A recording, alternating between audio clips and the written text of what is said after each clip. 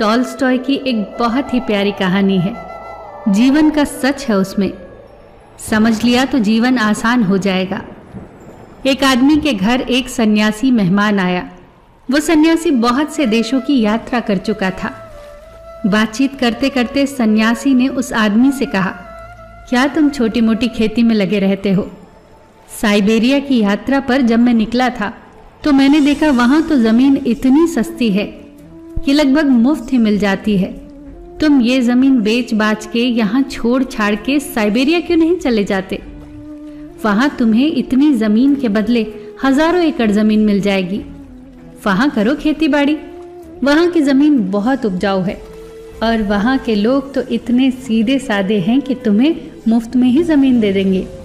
बस फिर क्या था, आदमी के मन में लालच जाग गया।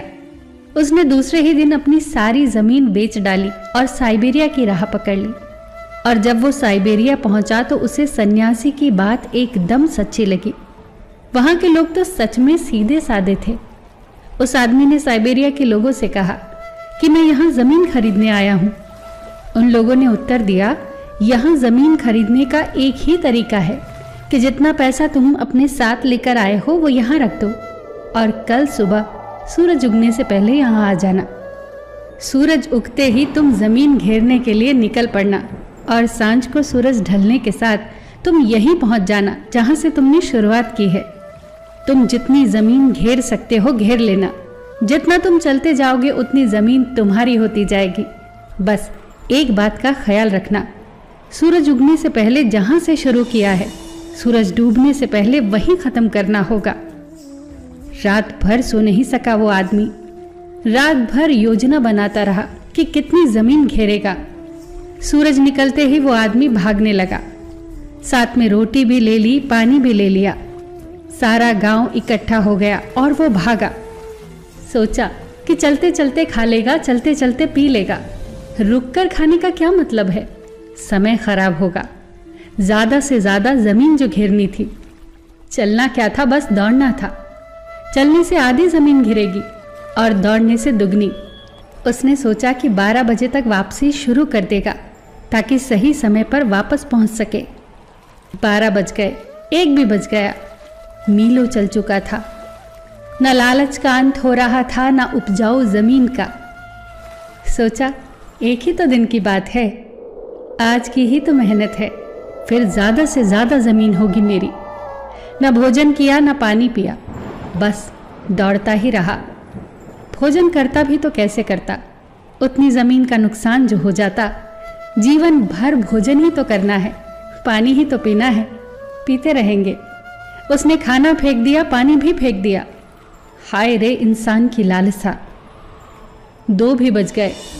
अब याद आया उसे कि लौटना भी है वापस उसी जगह जहां से शुरू किया था। लौटने के लिए हिम्मत बची ही नहीं। अब घबराहट भी होने लगी। सारी ताकत झोंक दी वापस लौटने में, पर ताकत तो खत्म होने के करीब थी। वो हाँफ रहा था, घबरा रहा था, सोच रहा था कि पहुंच पाऊंगा या नहीं सूरज डूबने से पहले। वो पागल होकर दौड़ा, सब दांव पर लगा दिया। सूरज डूबने लगा। अब गांव की वो रेखा ज्यादा दूर नहीं थी जहां से शुरुआत की थी। गांव के लोग भी दिखाई पड़ रहे थे। वो आवाजें लगा रहे थे, उत्साह बढ़ा रहे थे। आ जाओ, आ जाओ, ले लो सारी जमीन, बस छू लो उस रेखा को जहां से शुरू किया था। उसने सारा दम लगा दिया।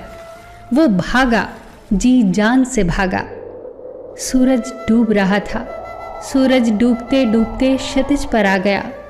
दूसरी तरफ वो आदमी रेखा के पास आ गया। कुछ 5-7 गज की दूरी ही रह गई थी कि वो आदमी घिसटने लगा। जैसे ही उस आदमी ने अपना हाथ जमीन के उस टुकड़े पर रखा जहां से उसने भागना शुरू किया था, वहीं सूरज डूब गया। यहाँ सूरज डूबा, वहां उस आदमी की सांसें डूब गई। शायद दिल का दौरा पड़ गया था। गांव के लोग जोर जोर से हंसने लगे, कहने लगे, ये पागल आदमी न जाने कहां से आ जाते हैं, ये आते ही रहेंगे और ऐसे ही मरते रहेंगे। अभी तक ऐसा कोई आदमी नहीं आया जो जमीन घेरकर जमीन का मालिक बन गया हो। सब आते हैं लालच लेकर और सब कुछ दांव पर लगाकर यहीं ख़त्म हो जाते हैं। दोस्तों, ये कहानी हमारी कहानी है, हम सबकी ज़िंदगी की कहानी। यही तो हम सब कर रहे हैं, दौड़ रहे हैं कि कितनी ज़मीन घेर ले।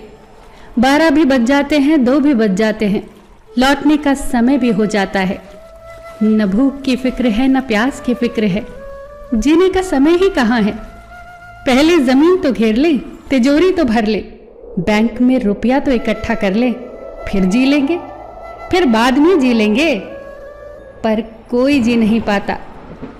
जीने के लिए थोड़ी विश्रांति चाहिए, जीने के लिए थोड़ी समझ चाहिए। जीवन मुफ्त में नहीं मिलता, जीवन को जीने के लिए बोध चाहिए। कितनी प्यारी बात कही है किसी ने, जिंदगी एक पल है जिसमें न आज है न कल है।